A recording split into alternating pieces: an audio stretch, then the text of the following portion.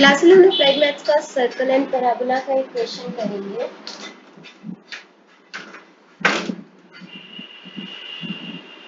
Find the equation of the circle which passes through the centre of the circle this. ये वाले circle के centre में से जो सर्कल पास थ्रू करता है, मतलब ऐसा, हमें इस वाले सर्कल की इक्वेशन निकालनी है। आगे भी इसका सेकंड पार्ट है, उसको मैं बाद में एक्सप्लेन करती हूँ। सबसे पहले हम इस सर्कल का ये सेंटर, ये वाला पॉइंट निकाल लेते हैं जहां से ये पास थ्रू करता है। इसके सेंटर के थ्रू, इस वाली इक्वेशन के सेंटर के थ्रू, तो इसका सेंटर कैसे निकलेगा? X square plus Y square plus 8x plus 10y plus 7 is equal to 0।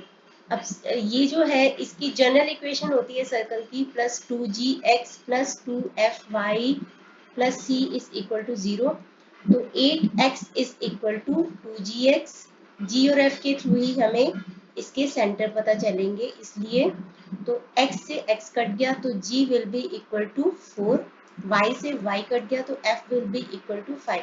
यानी कि इस सर्कल के सेंटर के कोऑर्डिनेट्स होंगे -g -f, यानी -4 -5। तो अभी हमें ये तो पता चल गया है कि, इसको मैं इरेज कर रही हूँ, अभी हमें ये तो पता चल गया कि ये जो सर्कल है जिसकी हमें इक्वेशन निकालनी है, ये एक पॉइंट से पास थ्रू करती है जिसके कोऑर्डिनेट है -4 and -5 and is concentric with the circle this. Concentric का मतलब होता है कि जैसे ये मान लो कि ये वाला सर्कल ये है और ये जिसकी इक्वेशन हमें निकालनी है वो इसकी कंसेंट्रिक है, मतलब दोनों का सेंटर सेम है।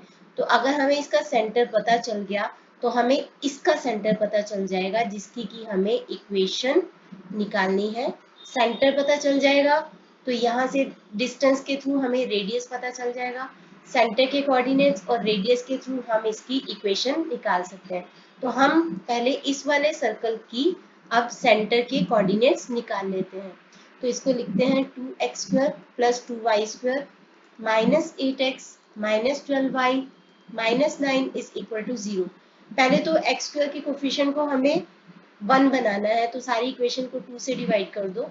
X square plus Y square minus 4x minus 6y minus 9/2 is equal to 0। अब इसको कंपेयर करते हुए 2gx is equal to minus 4x, 2fy is equal to minus 6y। x से x कट गया तो g will B -2 और y से y cut गया तो f विल बी -3। तो इस वाले सर्कल के सेंटर के कोऑर्डिनेट्स होंगे -g यानी -2 2, -f यानी -3 मतलब 3। तो इस वाले सेंटर के जिसकी इक्वेशन हमें निकालनी है, इसके सेंटर के कोऑर्डिनेट्स हैं 2 3।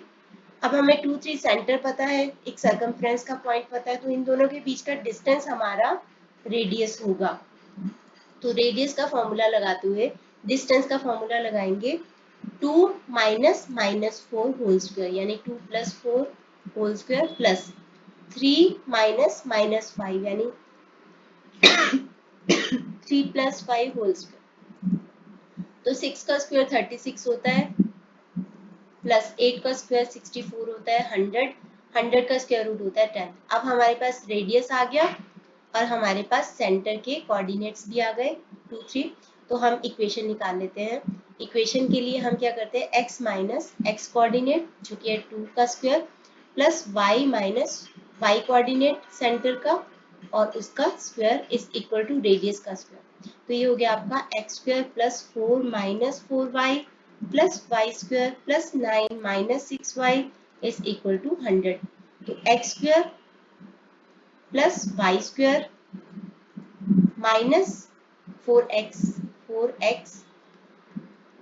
माइनस 6y प्लस 13, 4 और 9 13 होता है, 13 में से 100 को माइनस करेंगे तो -87 इज इक्वल टू 0। ये हमारे सर्कल की इक्वेशन पता लग गई।